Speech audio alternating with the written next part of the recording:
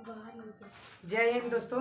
तो आज हम गौतम बुद्ध का दूसरा चैप्टर लेके आए हैं, दूसरा पार्ट है। तो कल हमने पढ़ा था, कहाँ तक पढ़ा था? तो हमने पढ़ा था कि उपदेश देने की इस घटना को क्या कहते हैं। तो हमने बताया था भैया कि धर्मचक्र प्रवर्तन कहते हैं। क्या कहते हैं? धर्मचक्र प्रवर्तन कहते हैं इस घटना को। तो सारी डिटेल्स हमने पढ़ा है, उस वीडियो को देख लेना। फिर आगे चलते हैं।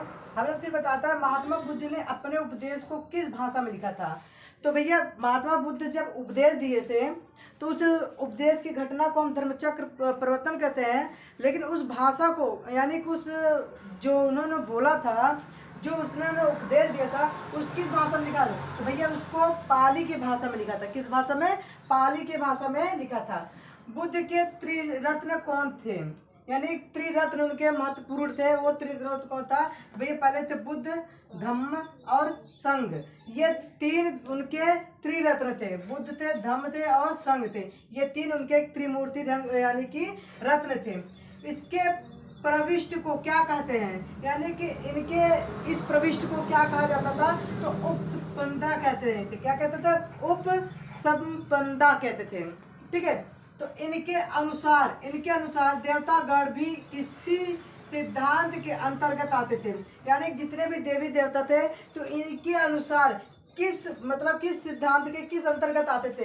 तो भैया उनका मतलब था कि धर्म के सिद्धांत पे आते थे। तो जितने भी देवी देवता थे, जितने भी हम लोग पूजा करते हैं, तो उनको किस रूप में, किस सिद्धांत में माना गया था भैया?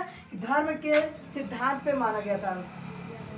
इनके त्रिष्टा यानी कि इनके त्रिष्टा की घटना को क्या कहते हैं? इनके त्रिष्टा की घटना को हम कहते हैं निर्वाण।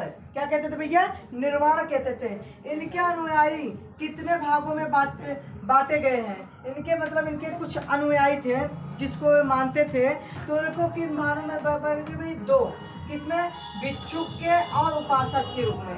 भिक्षुक और उपासक के रूप में इनको माना गया था। इनके दो अनुयायी भाग थे जिसने लोग मानते थे बहुत अच्छी तरह। तो भैया बौद्ध धर्म के फैलाने वाले, बुद्ध धर्म के यानी कि बौद्ध धर्म फैलाने वाले राजा का कौन कहा जाता है? तो भैया सम्राट अशोक थे, जिन्होंने बौद्ध धर्म को बहुत ही ज्यादा प्रचलित किया था, बहुत ही ज्यादा समाज में फैलाया था। यानी जिस स्थान पर ज्ञान प्राप्त किया था वह स्थान कौन सा था भैया? तो वो स्थान बोध गया था। भैया मैंने बताया था कि भैया ज्ञान प्राप्त किया था, लेकिन उस जगह का नाम क्या था? बोध गया था। क्या नाम था? बोध गया था। महात्मा बुद्ध की मृत्यु कब हुई थी? इस घटना को क्या कहते हैं? यानी कि महात्मा बुद्ध की जब मृत्यु हो गई थी तो वो हुआ था 483 ईस्वी पूर्व में। किसमें? 483 ईस्वी पूर्व में उनकी मृत्यु हुई थी कुशीनगर के उत्तर प्रदेश में। क्या पर? कुशीनगर के उत्तर प्रदेश में महात्मा बुद्ध की मृत्यु हुई थी। तो उन्होंने वहां पर कुछ अन्न ग्रहण किए थे। अन्न ग्रहण करने के बाद उनकी मृत्यु हो जाती है। तो भैया कहाँ पर? कुशीनगर के उत्तर प्रदेश में। और इस घटना को महापरिनिर्वाण कहते हैं। क्या कहते हैं? महापरिनिर्वाण कहते हैं। इनका एक उद्देश्य यानी बौद्ध संगीत था।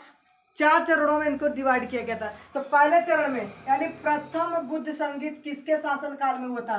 तो भैया ये शासन काल जरूर पूछा जाता है, ध्यान रखना। भैया इस समय कब था? तो 483 बीसी में हुआ था। स्थान था राजगृह था। अध्यक्ष उसके थे महाकश्यप उपाली थे। और शासन किसके शासन काल में हुआ था? अजात शत्रु के शासन काल में हुआ था। ये जरूर पूछता है। प्रथम संगीत यानी बौद्ध संगीत किसके शासन काल में हुआ था? तो अजात शत्रु के शासन काल में हुआ था। बहुत ही कम पूछता है समय के बारे में कि कौन अध्यक्ष से, ये बहुत कम पूछता है।